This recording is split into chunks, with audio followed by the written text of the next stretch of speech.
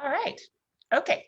Good morning, everybody, and welcome to another episode of Cucina Quarantena. And today we are going to be doing festive holiday version. So it's Cucina Quarantena Festa. We're going to be working on how to make some Christmas treats. And today, joining us live from Piedmont in northern Italy is my friend Lisa Anderson. Hello, Lisa. Buonasera. How are you? Oh, buongiorno to you. Buonasera for me. So this recipe is posted up on Guide Collective. So if you would like to follow along and cook with us, if you go to guide-collective.com, and if you look under our GC magazine, it's in our advent calendar from a couple of days ago. So we're going to go ahead and use this recipe. Where does this recipe come from, Lisa? This recipe comes from my mom's sister's husband's family. So convoluted Italian relationship. It comes from the Italian side of my family, we'll say that. And it is, I'm trying to get my people to watch on here too, Sarah. Hold on. That's okay. So we've got some very simple message, right? It's a really simple, okay, so I'm gonna show you the family cookbook. This is, my mom gave this to me when I turned 18, but it was published by the family in the 70s, but it's from the core of the family that came over in the early 1900s. And my grandma's family, her sister married into this family. And my grandma said growing up, they actually she didn't know how to cook because they didn't have any food. They were so poor. I mean, they really didn't have a cooking tradition anymore. Instead, when my aunt married into this family, she learned how to cook all of their family recipes. It was sort of a middle class, Italian immigrants, turning Americans. They spoke Italian at home, but the kids all had to speak English to them. And they put this compendium together, which is lovely. And so this is Aunt Amalia's cookbook. And this is actually Sunta's ricotta pie. I don't know who Sunta was. She was a family friend or an auntie or someone. And I need to actually ask one of my older relatives if they still know who Sunta was, because I'm sure she's long gone. Wow, that's wonderful. So this is a very, very old recipe. It's an old recipe, yeah. And it's a really simple recipe. Yeah, I actually wasn't going to do this with you this morning because I didn't have time to prepare. And then I looked at the pie crust recipe and it looks really simple. It is really simple. And I realized the only thing I still need to get out of my refrigerator is my ricotta cheese. And I'm hoping the sound is good. Actually, I should turn on Facebook so I can see comments as they come in. Can you see comments as they come in? Yes, okay, I'm seeing lots of people here. Good morning, girls. Mert, hello, Mert, and Leslie, and Barbara, and Robin, Leila, Ken, excellent. Right. Okay, lots of people. I'm gonna prop that there. And then we're gonna cook. So the crust. We're not gonna get this through its cooking time because I'm going to probably be ready to pack up and clean up before that happens. It does take about 50 minutes once it goes into the oven to cook. But if you didn't already see the recipe on our Guide Collective page, you need, for the very special crust, and that is literally what's written in the cookbook, a cup and a half of flour. So here's my cup. And a half cup. This is a really flavorful, I will say.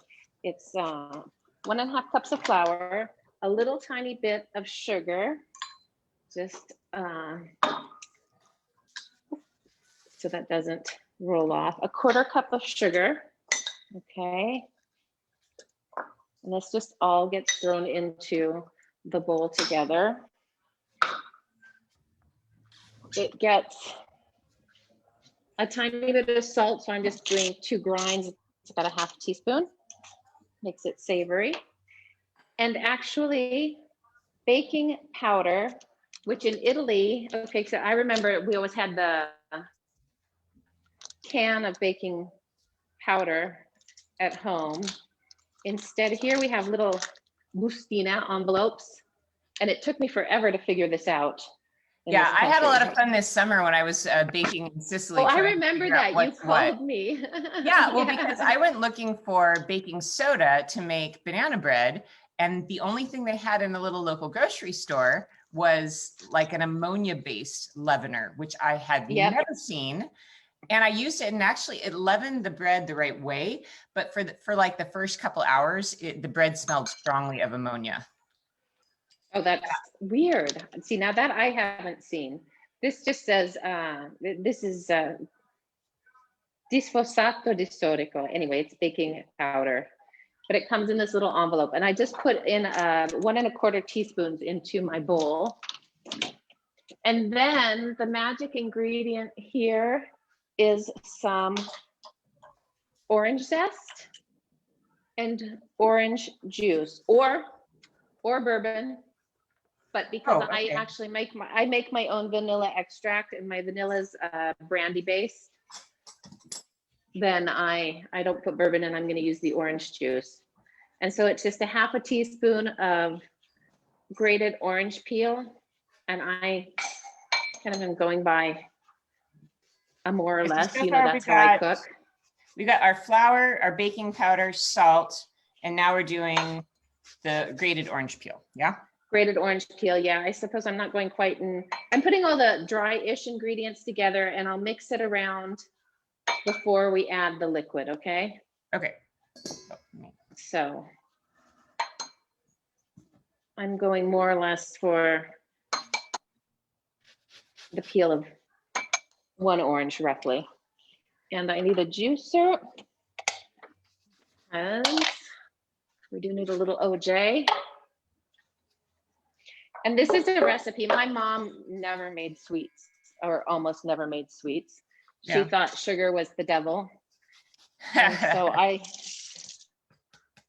learned to bake really young, but she would occasionally make this pie, and she would sometimes make butterscotch chewy, so like an oatmeal cookie. I'll try to stay in the camera actually. So I'm juicing my orange, but I haven't mixed anything up yet.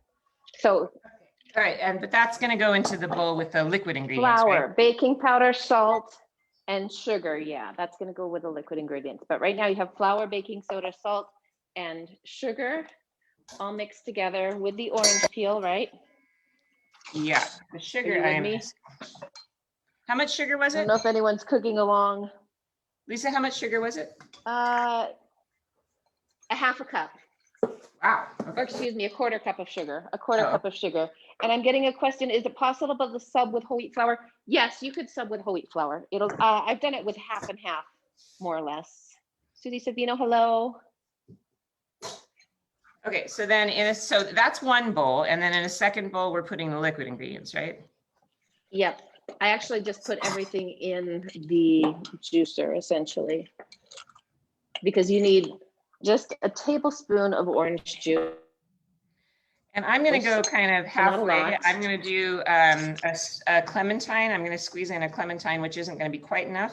And I'm going to that'll work. Up the difference with vanilla bourbon, because I bought this so I can make hot toddies, and I don't like it at all.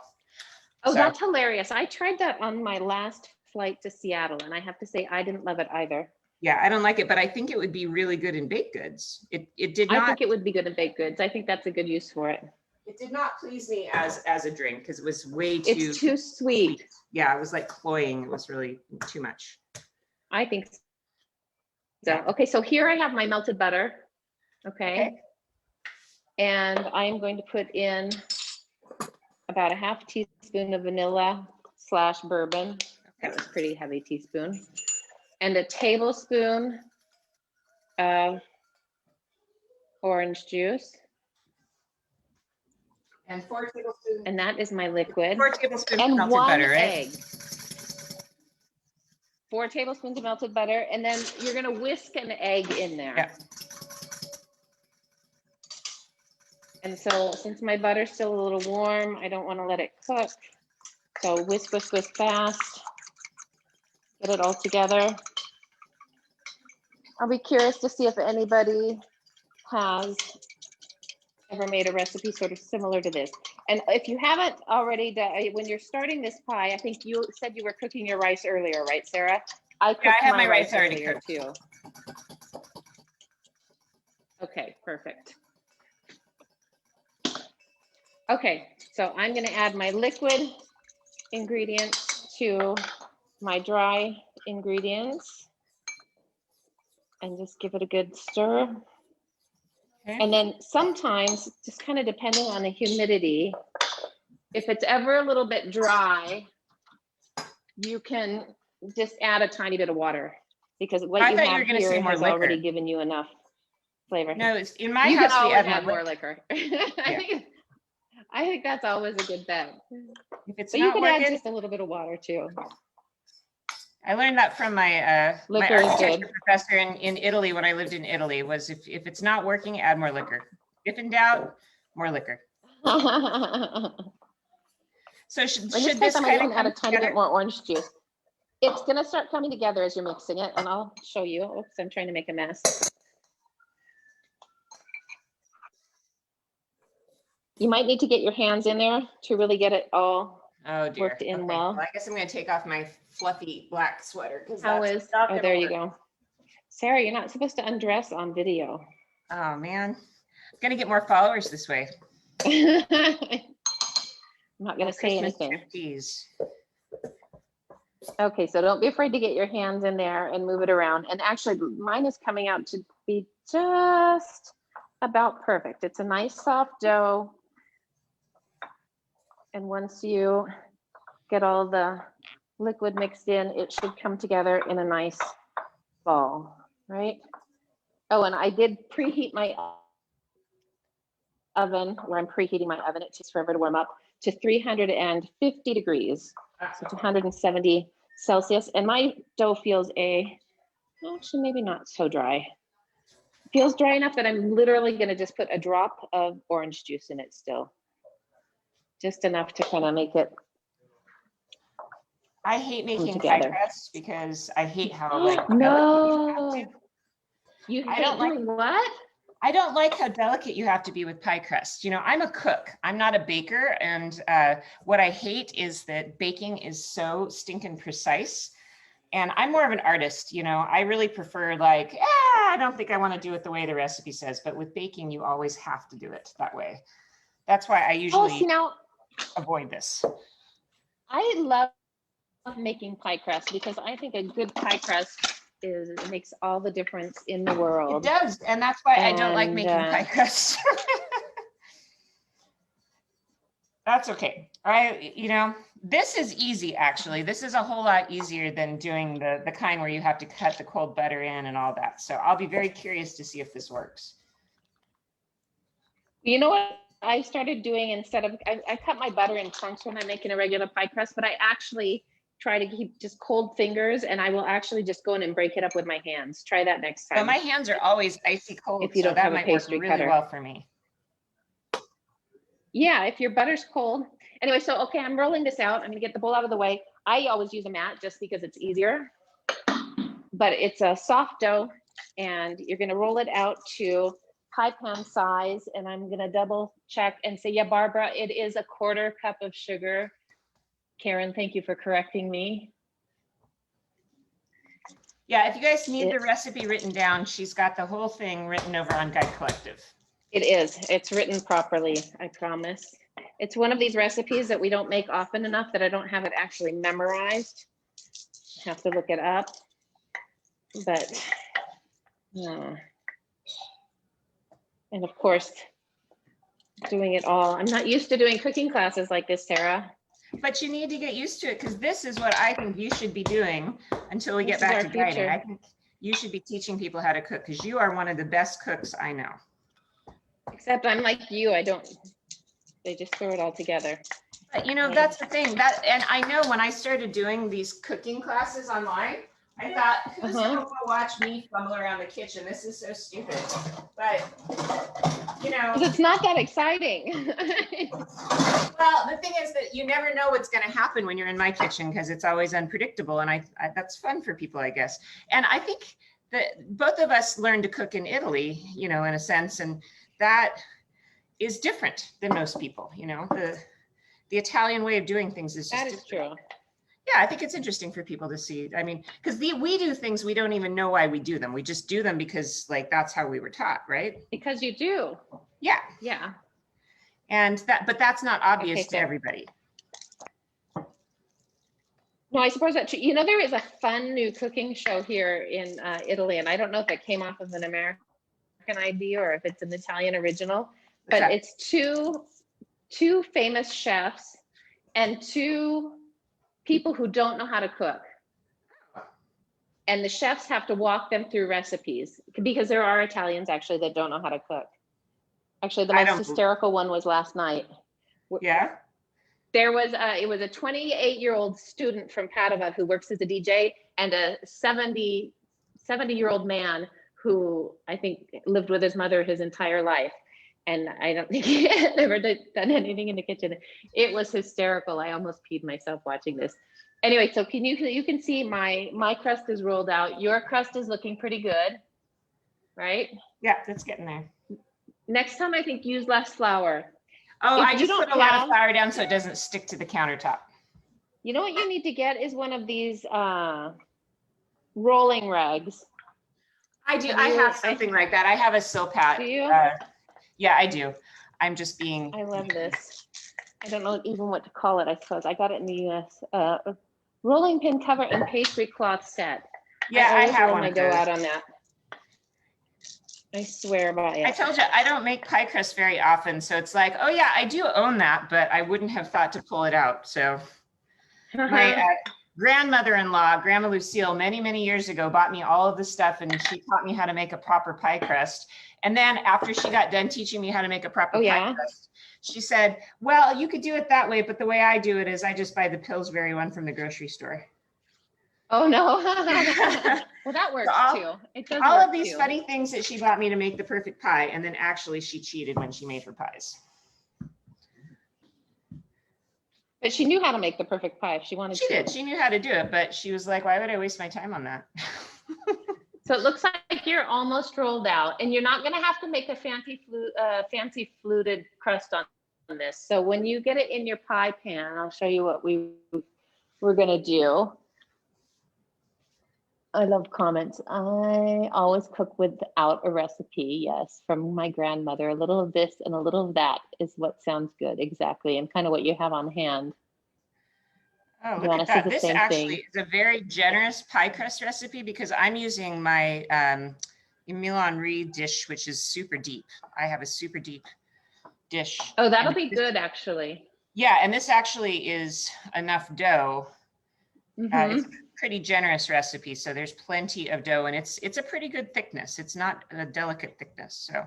Yeah, no, it's not too delicate, and if you trim it nicely around the edge, so that you can sort of do a double, fold it under, and then we're going to crimp it with a fork. And I'm looking, John, the recipe for the link for the recipe is at the Guide Collective website on our blog roll, and it came out in our Advent calendar. It's the 11th, December 11th. I will be on December 11th, exactly. And after I'm done with this, I should be able to go in and actually post it there if you want to be patient. But if you want to go look for it immediately, go to the Guide Collective. Yeah, somebody out there watching, if you wouldn't mind, Lisa and I don't have time to do it, but if you want to go ahead and grab the link and drop it in this live feed, we would be appreciative of that because I know some of y'all know where. Yes, very much so.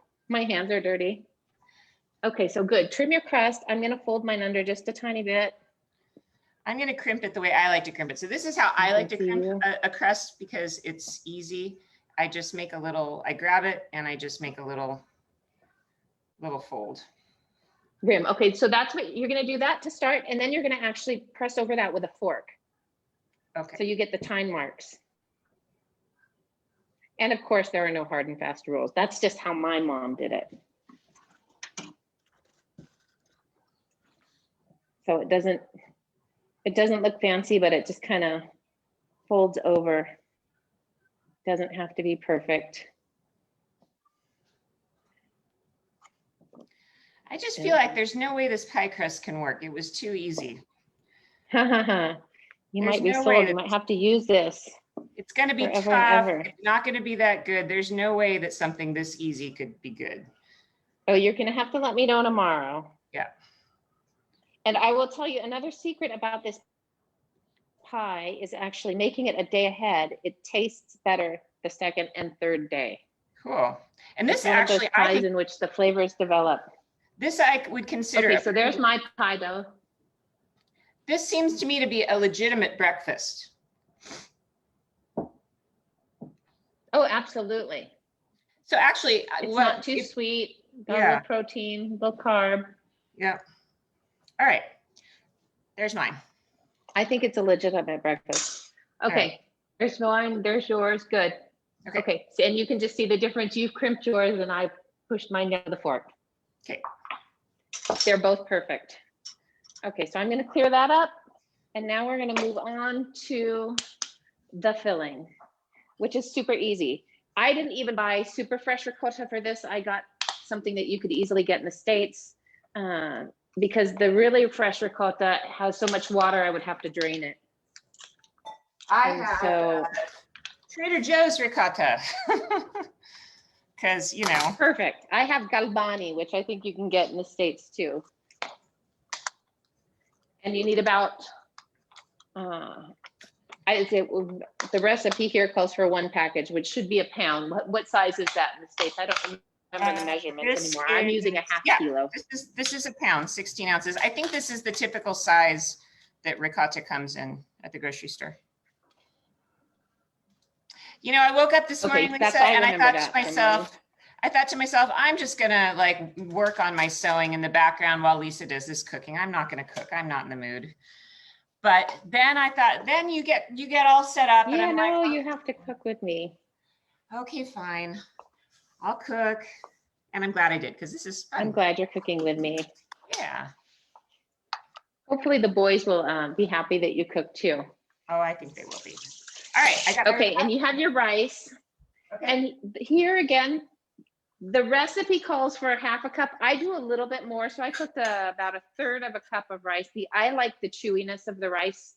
Okay. But you need ½ a cup, at least ½ a cup of cooked rice. And you don't want to overcook your rice because you want the chewy factor. You don't want to undercook it either, but I actually just always keep that in mind. I divined that and I undercooked the rice. And actually what I did was my rice is a little bit sweet because I had some rice pudding in that pot and I just sort of recooked the rice pudding and added rice. Oh, that's perfect. So it's just so you might want to, if it was, how sweet was it? You might want to adjust the sugar a little bit then. No, I don't like rice pudding very sweet. Okay, so all now we're going to add is the ricotta and the rice. What's next? Exactly. And now you're going to add 3/4 of a cup of sugar.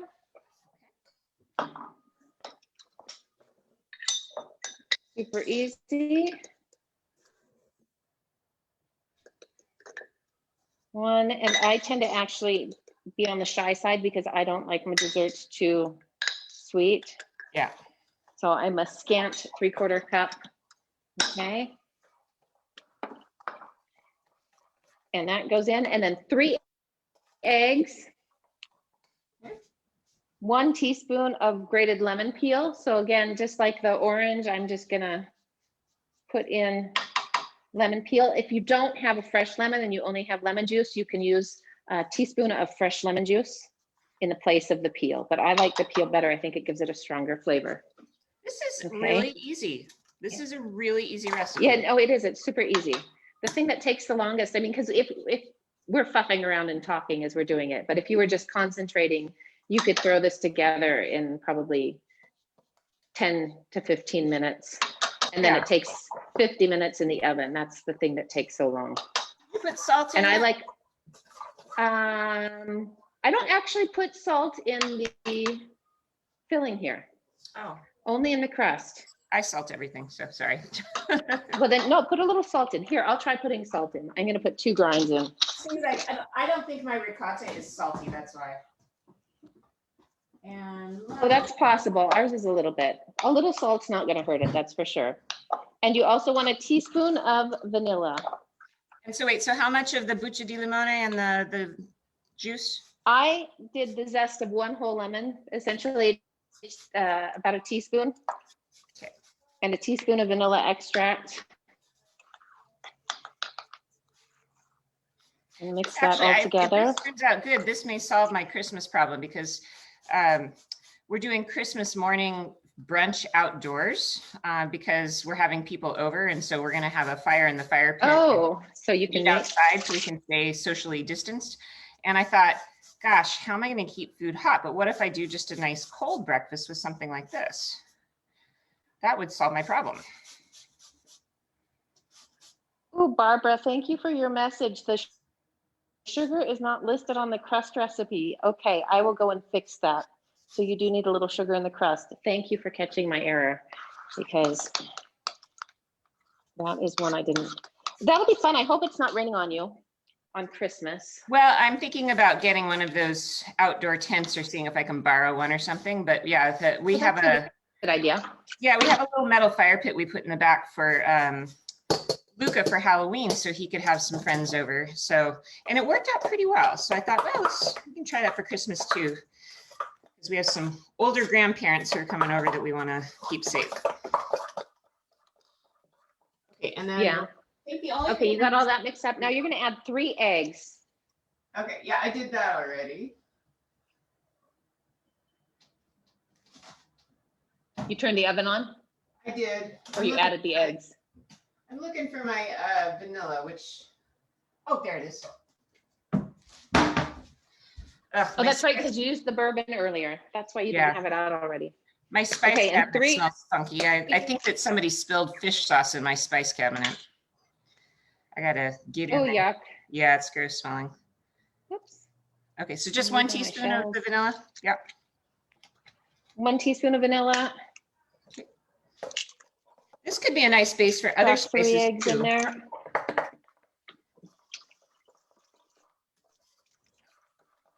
What, would the spice cabinet or the drawer? Oh, the cabinet where I keep all my sauces. I just opened it up and I got this like huge whiff of fish sauce. So I think that there has been an incident in my sauce. Yeah, my sauces cabinet. Well, maybe it just dribbled. Yeah, it could be. You know, sometimes if it's dripping on the outside. Yeah. I mean, you can use a whisker, you can use your spoon here, but just make sure that the eggs get mixed in really well. It doesn't get any easier than this, though, does it? No, this would be a good thing for kids to make, actually. Oh, yeah. It's super simple. All righty. So it makes a nice custard. And then when you got that done, pour it in your crust. Almost there. This is one of those things, because you're just kind of adding everything. Do make sure you get to the bottom of the bowl and scrape the sides and get the eggs mixed up really well. But this isn't going to rise, right? No, it's not going to rise. Okay. It should get just a nice brown. I'm doing a deep dish, and my deep dish is not quite full, so I'm going to add the remainder of my rice, which is going to make it very ricey, but I'm okay with that. So that's okay. It's a good way to get rid of your rice. Just try to mix it in well. Yeah. Okay, there that goes. Nice and creamy. It'll be like a rice pudding pie, basically. Yeah, it is. Yum. I love rice pudding. Simple custard, but gets a really nice brown crust on it. I would turn it halfway through the cooking process, because my oven just doesn't cook evenly. Everybody knows their own oven. Okay. So if yours does, you don't have to, but if you think it's a good idea, turn it halfway through. So I smooth the top. Really easy, yeah. And into the oven it goes for 50 minutes. Looks good. Here we go. And tomorrow you're gonna just take a picture of it. Oh, Mama Mia. Yeah, later tonight. I'll do it. So 50 minutes. Yep. I'm gonna remember to set a timer for 50 minutes. Hold All right. Hold on. Well, that was fun. Set timer for 50 minutes. Yeah, thank you. That's easy, huh? That was incredibly fast. That took us, oh my gosh, it took us like 20 minutes. What time is it? Wow, we were fast. We were fast. Dang, that I would make that again. I mean, as long as it tastes good. That was incredibly easy. Holy cow. Well, You'll have to let me know. What a super Yeah, no problem. So what else are you going to make for the holidays? What are the Piedmontese sort of Christmas specialties? We have ravioli already in the freezer. What kind? Ravioli on clean. So they're made with beef and cabbage and rice. Ooh. They're good. This is Mallow does this. We'll do it with a tomato sauce, like a ragu. So tomato meat sauce. We usually use some ground beef and some sausage, but they're good with a vegetarian sauce as well, since there's already meat in the ravioli. You can do them any way you want. Emanuele has told me that he wants I make a crostino, or a little toasted piece of bread where I do caramelized onion, and then the bread gets spread with either cherry, but like a kind of a savory jam, not savory, but tart jam. So plum or cherry, not super sweet jam. I would never use a strawberry jam. Apricot's really good. Oh, okay. And then the caramelized onions go on top of the bread with the jam, and then a little piece of prosciutto crudo. Ooh, dang, I'm coming to your house. That's a good antipasto. Yeah. I think we'll probably do bagna cauda. Did we make bagna cauda for you when you were here? No, but Ever? no, but that would be a fun thing for us to do live too, because that's something that's very Piedmontese. That is very Piedmontese. It's a garlic sauce. It's wonderful. It's one of the very few very garlicky sauces here. Yeah. And then what else are we gonna do? We'll do some sort of vegetable salad. We always do salads with like pomegranate seeds and fennel and kind of whatever we find. See, you're so funny. And we'll probably have another 3 or 4 antipasti. Yeah, we're just gonna make whatever is in the fridge. Just a little, it's easy. I know, you always say that. Oh, it's easy. I'm just in my fridge. And then you turn out a meal that looks like something off of the cover of Savoir or Cucina Italiana. So no. I mean, you are lucky that you have amazing ingredients. And that is something that I do note, and this summer when I was staying in Italy and cooking every day, I felt like I'd won the lottery, just because you go to this humble little grocery store and they have all of these beautiful things that here in the US would cost you a fortune. So you do sort of have the embarrassment of riches in a way, don't you? Yeah, no, the ingredients are amazing here. Yeah. And I think Mauro's sister is going to be cooking a bunch of stuff. She's going to come and stay for a few days, because we actually have like a mini lockdown over Christmas. Oh yeah, you're not. And so people are being encouraged to. We're not supposed to move. Yeah. And so she'll come a few days before to her apartment next door to us and stay for a few days after, and so we'll get to spend Christmas together, because we can have up to 8 people in a family together. Okay. Cool. Well, and we know that they've been good. So yeah, it'll be nice to see them. And I haven't decided what I'm making for dessert yet on Christmas. This is something we would eat at my family's in the US. And what we would always do at my aunt's house, the aunt that married into this family, is we would make ravioli out of our leftover Thanksgiving turkey. Oh, that's cool. Huh. Yeah. Well, I still have some. You had a big turkey and you had too many leftovers. Yeah, that's a good idea. I can't believe you cooked that. Now I'm thinking you could do, because I have some leftovers from that 27-pound turkey that I got. So I could mince that with some cranberry and then do like a cream sauce or something, and in ravioli. That would be interesting. Mm. I think that people forget that ravioli are really like a fun blank canvas. You can do all kinds of things. The best one I ever had in my life was prosciutto and pear with like a pecorino sauce, something like that, with little tiny packets. Oh, yum. Oh my gosh, I had that in Viterbo years ago. That was so good. Just a humble little restaurant. That does sound good. It was so good. And I think it's so funny that these little humble restaurants sometimes have the best food. So, I would take, I mean, take your turkey and just add, do the rice and cabbage and onion. That's a good That would idea. be Yeah. great together. We're That not was kind of having, our family thing. that might be a good idea because we're not going to be doing like a big Christmas dinner. Normally we do like the big rib roast. We'll do like a prime rib, but we're not going to have a big family gathering. It's probably just going to be me and the kids at night. In the morning, we're going to have everybody over for brunch, but then we'll be by ourselves in the evening. So maybe I'll just do really nice ravioli because it seems a little weird to buy a nice piece of meat just for 3. So that's a good idea. Yeah. Oh my God. Prime rib. My dad used to make prime rib at Christmas and it was so good. And then they'd make Yorkshire, what is it? Yorkshire pudding, Yeah. where they'd put in the meat juices. Yum.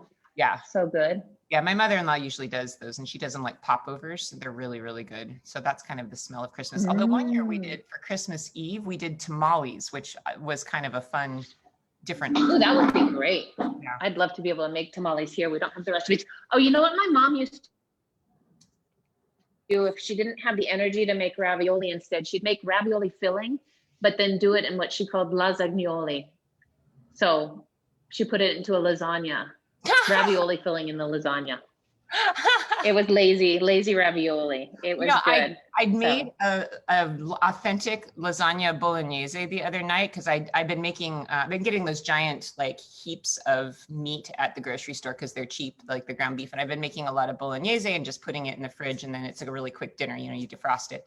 And so I thought I'm going to make the real Italian lasagna bolognese, which I did as a Cucina Quarantena. Normally, if I do the American one, the American style lasagna takes me like several hours to make because there's all the different things. I saute the vegetables and then I have the cheeses and all this stuff.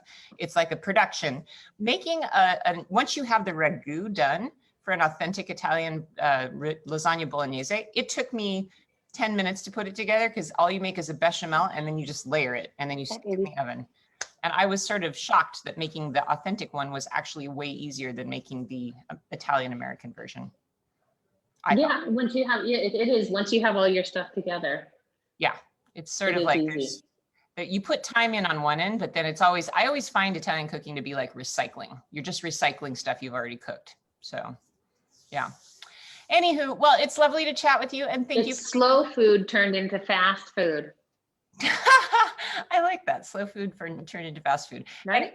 It does fit very much with my food recycling scheme where I try to make something like on a Monday that I can recycle into a bunch of different things over time. And I think I must have learned that in Italy. It's the way they live, right? It is. Exactly. Use it all. Yep. All right, my friend. Thank you. This was so fun, and I'm really looking forward to this. So you have to, under this post, when yours comes out in an hour, be sure to photograph it, and I'll photograph mine as well, and we'll put them in the comments on this video, and then everybody can see how it turned out. So perfect. And I will go and try to figure out how to edit my recipe. Okay, I can do that actually if you want. So, and fix the one on the guide. Just add sugar to the crust, please. Okay, I will do that. Barbara caught it. All right, everybody, thanks for joining us today to cook along. I hope you Thank you. And if you do your own ricotta pie, please be sure to post a picture of it in the comments. And tomorrow here, we're going to tell us how it tastes. Yes, exactly. Tomorrow here, we're going to do another Cucina Quarantena, but we're going to do it with my mom. It's going to be holiday baking all week. So tomorrow is holiday baking at my mom's house. So who knows? My dad, I'm sure, will make an appearance. So that'll be fun. So thanks, everybody. And thanks, Lisa. We'll see you again soon. Say hi to your parents for me. I will. Ciao. Ciao. Thank you.